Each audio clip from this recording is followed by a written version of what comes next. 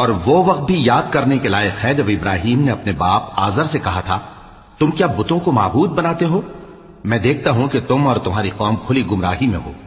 اور ہم اس طرح ابراہیم کو آسمانوں اور زمین کے عجائبات دکھانے لگے تاکہ وہ خوب یقین کرنے والوں میں ہو جائیں۔ یعنی جب رات نے ان کو پردہ تاریکی سے ڈھانپ لیا تو آسمان میں ایک ستارہ نظر پڑا، کہنے لگے یہ میرا پروردگار ہے۔ جب وہ غائب ہو گیا تو کہنے لگے کہ مجھے غائب ہو جانے والے تو پسند نہیں۔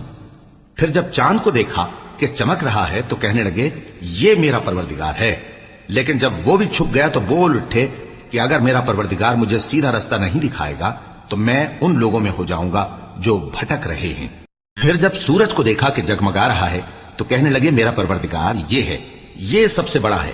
مگر جب وہ بھی غروب ہو گیا تو کہنے لگے لوگو، جن چیزوں کو تم اللہ کا شریک بناتے ہو میں ان سے بیزار ہوں۔ میں نے سب سے یکسو ہو کر اپنے آپ کو اسی ذات کی طرف